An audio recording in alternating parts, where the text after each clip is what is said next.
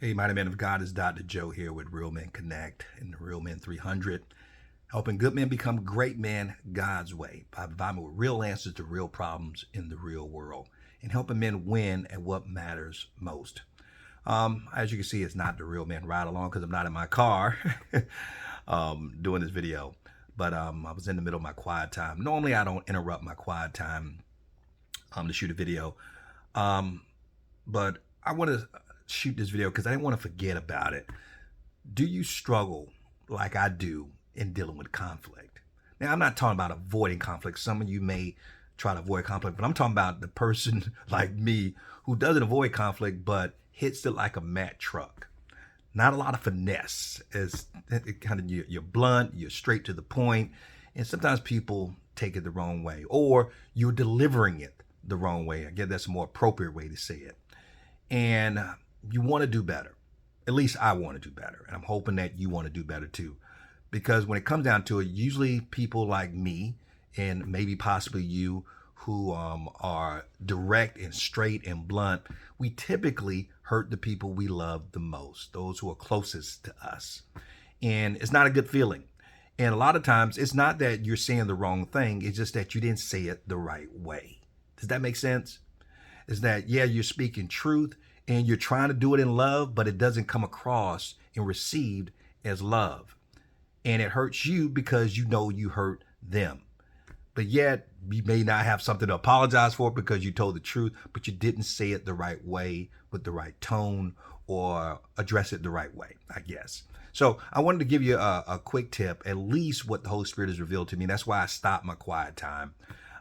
Because when the Holy Spirit is talking to you and he's moving, a lot of people say, how do you know you're hearing from God? Trust me, you know you're hearing from God because there's that prompting in the Holy Spirit. It's not a shout, it's not a scream, but it's a still voice that kind of makes you a little bit uncomfortable and kind of makes you feel like you need to do something that it's like a soft rebuke. And God spoke something to my heart and revealed something to my heart today I wanted to share with you. So I at least want to catch it on video. Also to hold me accountable. So it is kind of selfish. So I can go back and watch it several times. So I hope you'll do the same and share it with others. And basically it was three things that really are saying the same thing, but in different ways. The next time, and this again, I'm ministering to me, but the next time that you are with someone that you care about, you love, and you have to confront and speak hard truth to them, and you want to do it in love. Here's a way to help you do that a little bit easier. One of the things to do is focus on the wound, not what they did wrong. Let me say that again. Focus on the wound, not what they did wrong. Typically when people come to you, if they come to you the wrong way or they say the wrong things or they're a little bit irrational, a little bit emotional, it's because they're wounded. So instead of pointing out what they're doing wrong, they're being emotional, they're being irrational, they're being unrealistic, they're being easily offended. Focus on the wound first before you point out what's wrong. Here's another way the Holy Spirit revealed it to me. And I guess maybe because I'm hard-headed, God has to tell me things in multiple ways. Another way to look at it, if you can't remember that, is focus on addressing their hurt before you help them. Does that make sense? Focus on, because typically when someone comes to us, especially if we love them, we care about them, we want to help them. We want to see them do better. We don't want to see them hurt. But sometimes we have to address the hurt before we can help them. Because if we address the help before we hurt them, they may not receive the help because they're still in their feelings. They're still emotional. They're still sensitive to that wound. So maybe we need to address the hurt before we help them. So when we say address the wound, the hurt, that means acknowledge that they're hurting. Acknowledge that wound that was caused. See if you can articulate it and put it in words that they can understand. And so maybe when they're able to receive that, then they're able to receive the help that you offer them. And then they receive it more in love as opposed to a rebuke, which is the third thing that God revealed to me. I tell you, maybe I'm kind of slow. but maybe this might help you. But that's why I'm shooting this video, so I can go back and watch it again. Instead of rebuking them, try restoring them before you rebuke them.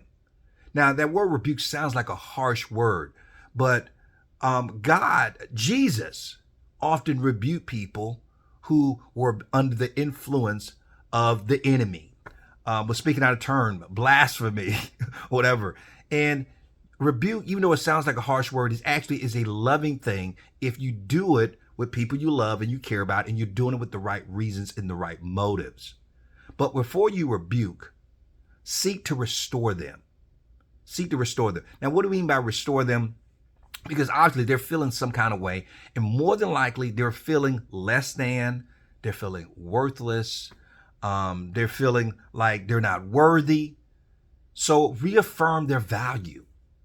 Reaffirm their value. Let them know how much you love them. You don't have to agree with their irrationality, but value them as a person first. So restore their value before you rebuke what they did wrong, or the thing they're doing out of turn, or they're stepping out of character. Is this making sense? So remember, focus on the wound, not what they did wrong. Look to address their hurt before you help them, and look to restore them before you rebuke them. Man, I got to tell you, I thank God for the Holy Spirit, because I was in the middle of my quiet time and he revealed that to me. And this message is for me, but I'm giving it to you as a gift as well. So if this video has blessed you, please, please, please share with another person, because if it's blessed you, I know it will bless another person, and that person will thank you for it. And if you haven't subscribed to this channel, please do that by just clicking that subscribe button, so you'll see videos like this that are practical as well as based in biblical truth. And also, if you would like to talk to me personally more about this, and maybe this touched you in a special way, you can always set up a call that you would talk to me. You will see me and I will see you via Zoom. Just go to realmenconnect.com/call. That's realmenconnect.com/call. Now, of course, you got to be able to find a slot. But if I'm available, I will. You can set up a time that's convenient for you, and it's free. And you and I can talk and go deeper into this, because Jesus called us to make disciples. And by me sharpening you, and maybe you can go out and make more disciples. So as I always say on our podcast, and if you haven't subscribed to our podcast, do that. That's realmenconnect.com. Go to Real Men Connect podcast on any place where you listen to your podcast. Like I always say, stay strong, stay blessed, stay connected, because real men do connect. But most importantly, stay in God's grip, and I'll see you soon.